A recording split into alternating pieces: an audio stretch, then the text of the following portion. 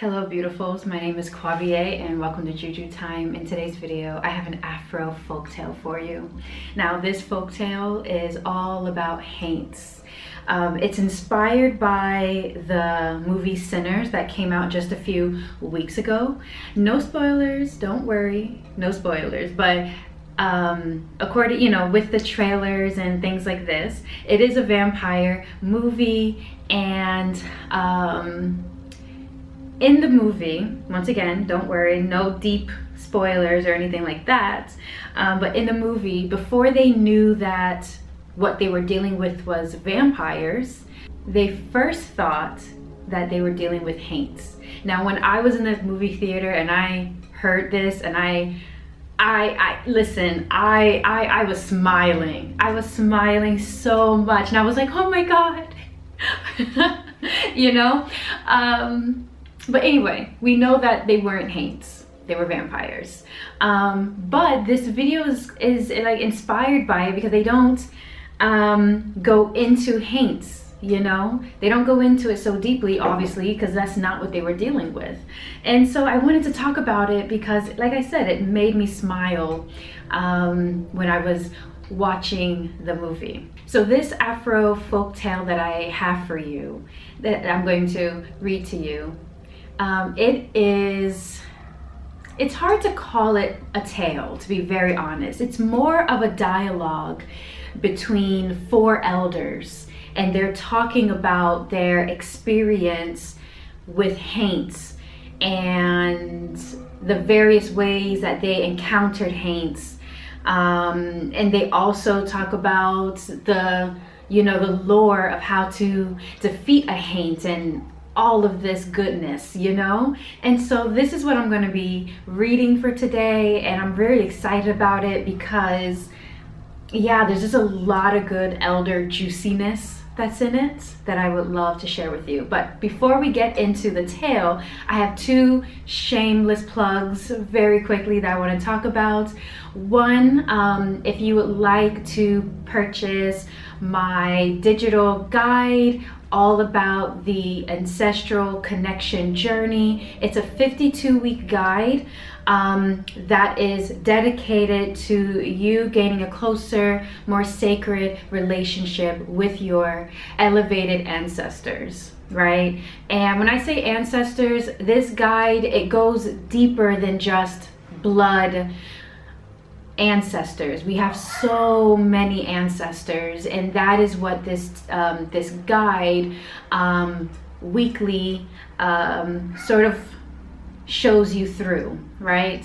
For each week there is a practice, there's a reflection, there's a theme, and there's also a very detailed suggested ritual that you can do to gain this connection with these various elevated ancestors, right? So that link is going to be down below. I'm excited to start the journey myself. If you watched my previous video, for this 33rd year of life of mine, dedicating myself further to the various ancestors around me and in my heritage is very important to me in my practice.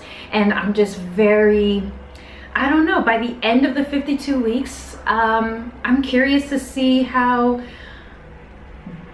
my path would have changed. I'm curious to see how I am going to change. And I'm really excited to document that all on my blog on Substack. Once again, the link will be down below. The second thing I would want to mention very quickly is that if you want to book a reading with me, the link down below to book your divination will be there too. All right. So anyway, let's get into Haints. This tale, this dialogue is called Witch Writings. So I hope you enjoy it. Truth and love. Witch writing. Well, I had a witch or something ride me once. I don't know what the deuce it was. I heard it before day in the morning. A witch was riding you? Yeah, I heard it when it came in the house. I was awake. Really? It came up on the bed, and I could feel it when it pressed the bed. Me and another fellow was in the bed together, and it got up on me, and I couldn't say a word. I lay flat on my back, and I commenced a twisting this way and a whining in my sleep, and this boy catched me. And I heard the thing when it hit the floor, 'bout like a big rat, and out the door it went. You could hear it go on out. I said, "You better go, you devil, you." It was about 4 o'clock in the morning. That's true. Mr. Smith, I know you ain't joking. Because listen, I laid down one day at 12 o'clock. My husband had went to carry the mule to the lot while I cooked dinner. I had some time, so I said, well, I'll take a little nap. I laid down and begun to read one of those birthday almanacs I was interested in reading. It looked like a shadow came over my eyes, but I wasn't asleep, and I saw a woman come to the door. Both the doors were open. I lived in a little old 2-room house, and I was laying across the bed, and she walked in, and she stepped straddle of me, and she got on me, and she just started doing this away, and she shook me till I said, "Well, Lord, I know I'm going to die. I give up to die." Then I heard her when she hit the floor, and she got off me and walked right out the door. And that was 12 o'clock in the day. Didn't look like I went to sleep. I hadn't had time to go to sleep. She just overshadowed me and rode me till I was drunk. And I heard that thing just as natural. Well, I heard my grandfather tell it. He said that back in slavery times, there was a woman they called Mammy Rye, and the boys all teased her. She was a witch, and you'd hear her coming. They'd say, "Where you going, Mammy Rye?" She says, "Boys, you better get going. I'll give you devil before day in the morning." Granddad said one would have to stay awake while the others slept. That was the only way they could get to go to sleep. I heard him tell that more times than a little. Wasn't there no way they could move to get out of her way? Well, they stayed there, you see. They're trying to get rid of all those witches now. When we first moved here, some witches tried their best to run us away from here. Yes, there's witches. I thought that was way back yonder in slavery times. I didn't think there was nothing like that now. Yes, there is. They tried their best to run us away from here. Coming here in all kinds of forms. You mean in Calvin here? I mean this house here. Right in this house? Yes, sir. Right in this house, there was somebody. I don't know whether they're dead now or not, but they done quit coming here. Witches jumped on me, and they used to bother the children. I had the grandchildren here when I was little. Witches were terrible trying to run us away from here. My grandson would wake up way in the night, and he'd holler and cry. Sometimes before he'd ever wake up, he'd holler and cry, "Old horse going to eat me up. Old horse got his mouth open. He's going to bite me." When he first started, we thought, it was 'cause he was just carrying on so much devilment in the daytime. But he kept a-doing that till finally we had to go get him and put him in the bed with us. Then he'll get all right. That was right upstairs. Before he'd go to sleep, he'd see it. He'd say, "Mommy, here come that old horse. Here he comes. Mama, look at him with his mouth open. Mama, grab me. And I'll take him up and say, 'Oh, he ain't gonna eat you.' 'Cause I know what a feeling it is when you're scared." I thought to start with it was just devilment, but we found out different than that. Sometimes I'd be sitting up there sewing, and I'd see a woman come up the stairs and step over into the other room, and I looked and said, "Who's there?" Pretty soon, Charles, the youngest boy, come walking up natural, and I thought he was teasing me and said, "Charles, wasn't that you in the room just now?" And he said, "No, Mama, you know I just come in." Well, I heard Joe Kratoff say he sat right up here in this big cherry tree, and saw a woman come along here one evening just about dusk dark good, and she wasn't natural. She wasn't a natural woman, and he went up the road and he wanted to turn around and come back to see. In the daytime, I used to see a woman, had on a little old kind of reddish dress about the color of this lamp. She came across that bridge and just be walking alone till she would get right even by my mailbox. And then she would just go out, just disappear. And we used to hear something in the basement, big as a man. And I'd taken a flashlight down there and looked, but you wouldn't see a thing. They tried their best to run us out of here. But I just kept praying and put out salt and put up horseshoes and burn red pepper. They claim making new steps and such things as that'll keep them from coming around and bothering you, witches and things. Do what? Put new steps and things to your house. We just fixed some more steps out there, and they finally quit bothering us here. Yes, there's still some of them things is still existing, I guess. The same devil then as now. But it's just different people the devil can have power with to do things.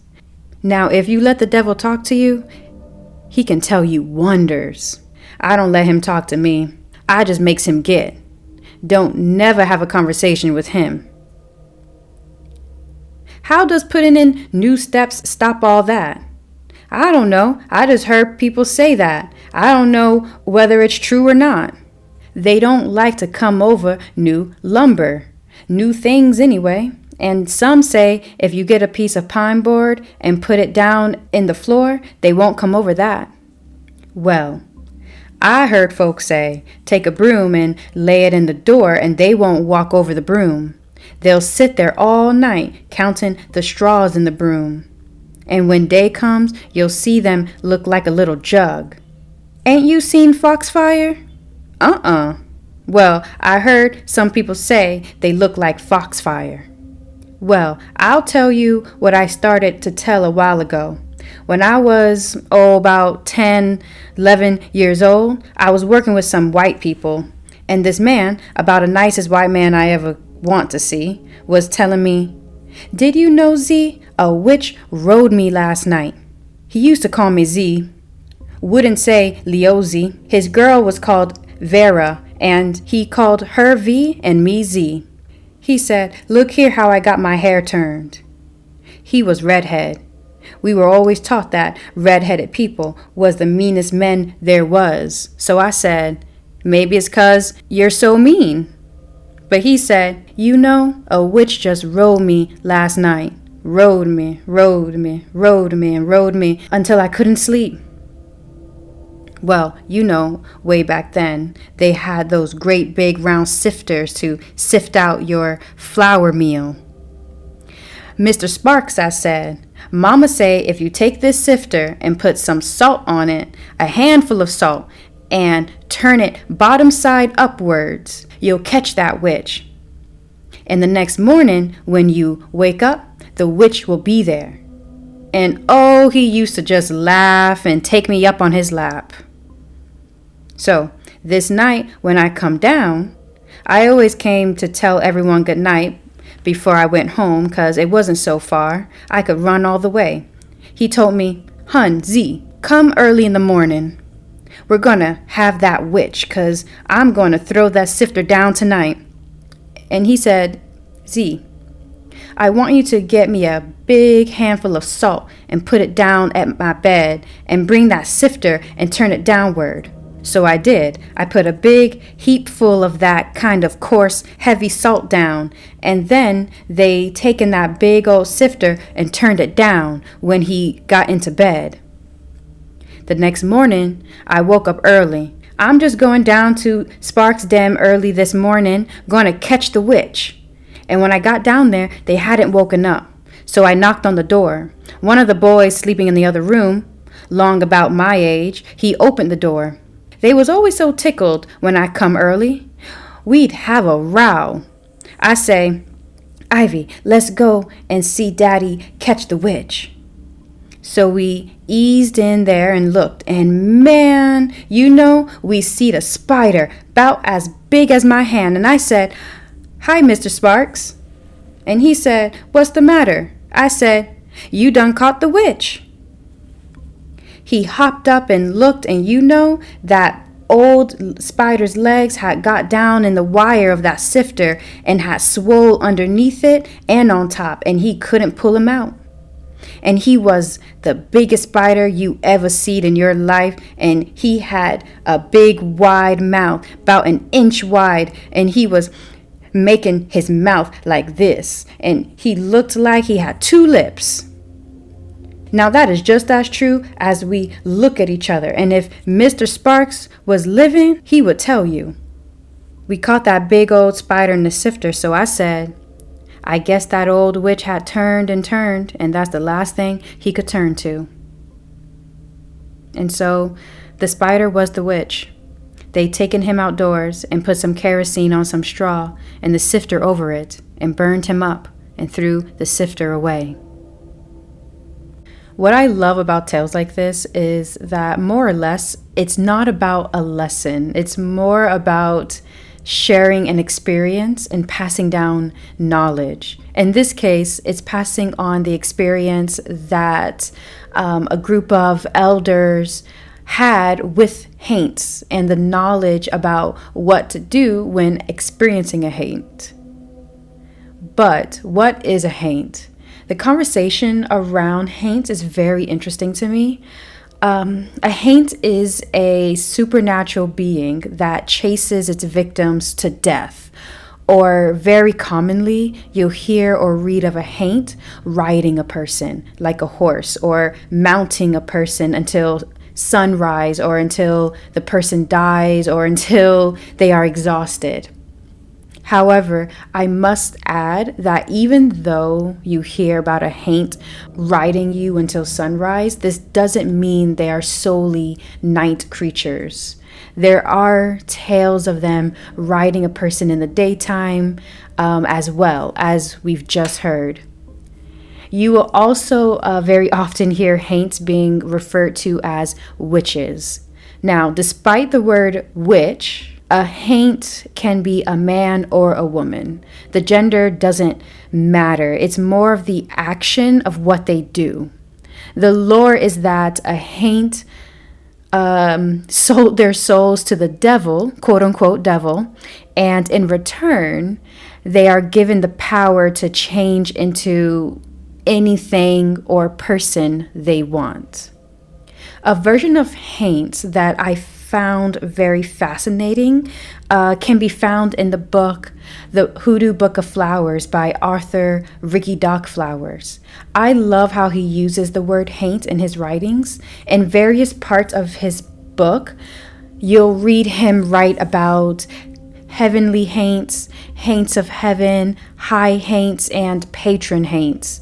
His writings of Haints removes any spookiness when it comes to the rhetoric around Haints. And of course, I can't speak for his intention on using it like this, but from an outside perspective, his use of the word Haint seems synonymous with the word spirit.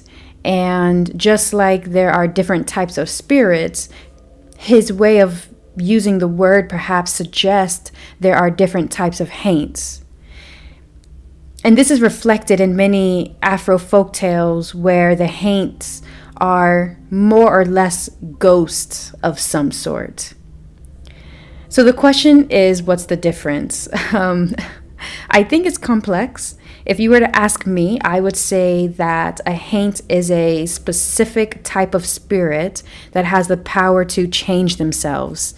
And in many tales, they are experienced as an evil, malicious spirit that can be alive or dead, that can jump or ride from body to body. Now, how do you know if you have a Haint riding you? The tale spoke of various ways of knowing this, but you can always tell when a haint has been riding you because you feel down and out the next morning. But the key is that it's for no reason. Also, when you feel smothered and it's like you can't get up, almost as though somebody is holding you down, this can also be another sign. Especially if you are trying to call out, but it's no use because it's like you're mute, and also your hands and feet tingle. From the outside, it may appear as though like seeing an individual talking or crying out in their sleep. Basically, just having a very fitful sleep that you may have trouble waking them out of. In many tales, this is a sure way of knowing that a haint is after the person. There are even some instances where the person wakes up with face scratches that can't be explained. Now, how does a haint do this? Well, that's a very good question. It's a very good question that we can only speculate on. I mean, unless you're a haint, of course. But due to their connection of being able to turn into anything and anyone, there is this idea that they are able to take off their skin and wear yours. And due to their connection of being malicious witches, then there's also this idea that they create some concoction that they then insert into your mouth while you are sleeping, which then gives them access to ride you like a horse, quote unquote, as it's said. Now, does this mean you actually turn into a horse? Not necessarily. However, if you wake up the next morning and you are completely drained and you find dirt under your hands or feet and you have like bits of something strange in the corner of your mouth, then yeah, yeah, you might definitely have a problem. Oh my gosh. And you will need to know how to defeat a haint. So how do you defeat a haint? Well, in the movie Sinners, one of the ways Annie knew they weren't haints, but were vampires, is because a vampire's soul is trapped in their bodies, whereas a haint soul can jump from body to body.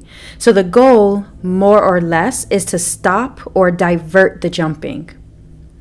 In the tale that I just read, they spoke of various ways to stop a haint, such as salt, horseshoes, burning red pepper, making new steps, new pine lumber, putting a broom on the floor in a doorway, or turning a sifter upside down, etc. Now, according to these experiences in the tale, two of them I find very fascinating. The first thing I found fascinating was the idea of putting a broom on the floor in a doorway. I find this interesting because in African American weddings, it is traditional to jump the broom. So basically, right, for those that don't know, after two people say their I do's and they kiss, a broom is taken out and placed on the floor in front of the new couple, and they're meant to jump or walk over the broom. Now, jumping the broom is meant to like symbolize the joining of two families. It symbolizes a new beginning, and a releasing of the past. However, we also know that haints won't walk over a broom because they will feel compelled to count the broom straws. So in a way, jumping the broom is, I mean, it could be like also making sure that you are not marrying a haint, that you are marrying the person that you should be marrying. Isn't that fascinating? Like, I don't know, that connection in my mind was made, and like completely just blew my mind, right? My fellow Africans from the diaspora that have this tradition of jumping the broom, because I'm not sure if it's only an African American thing. It definitely could be, cultures, other African cultures as well. But I want to know, like, what do you think? Because I find it so interesting, this connection of jumping over the broom, and perhaps there's like multiple meanings, And this is what I mean when I say that hoodoo is a way of life. It's African American culture, because here some of us are jumping brooms, having some vague idea of why we're doing it, but overall, it could have roots in how our ancestors continues to protect us, and it's just a part of what we do. It's so natural. Oh God, I love it so much. Anyway, the second thing that I find interesting is the hanging of horseshoes over doors, windows, beds, and just other parts of the house, so to keep away anything that is unwelcomed. Ideally, the horseshoe needs to be an old horseshoe, because the thought is that the Haints would need to travel all over the road and places where the horseshoe has been. So that way, by the time the Haint gets to your house, it would be daytime and you would be awake to deal with it. So I can see people having many horseshoes in their houses just for this reason. And I don't know, I just find that very, very interesting. Other than what was mentioned, 2 other ways to stop or divert a Haint is, 1, because Haints are connected with nightmares, you can prevent them riding you by placing a fork under your pillow. I don't have any considerations of why that is or why it stops them. It just is what it is, right?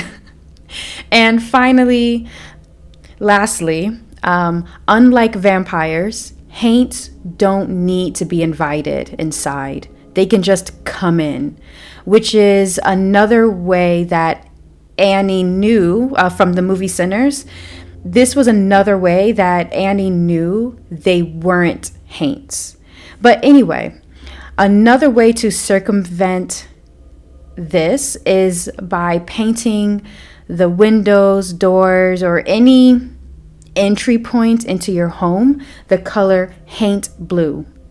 Haint blue is a very specific shade of sky blue. The color is believed to repel Haints. Now, if I'm not mistaken, I think this is because Haints can't cross water. I'm not sure if it's still water or moving water, so don't get yourself in any situation because of me. But I think the color somehow maybe tricks them into believing it's water, which is why they can't cross it. But like I said, hopefully I'm not mistaken. But yeah. Oh, wait. You can also hang up blue glass bottles on trees, and this traps Haints and boo hags. But boo hags are a whole other conversation that we can have for another day. Oh, goodness. But anyway, beautifuls, thank you so much for being here with me. Make sure that you go down in the description box to purchase the digital 52-week guide to the Ancestral Connection Journey. And just like Annie from Sinners, be sure that you stay ready so you ain't got to get ready. It's knowledge is power, and Annie was that one. Annie, I loved her character. But anyway, for just like you, I am but standing in front of the ocean and the cosmos in complete admiration of how much I don't know. But I'm excited that I get to be a student of myself and the world so I can continue to explore what else unfolds. Until the next one, beautiful. Truth and love.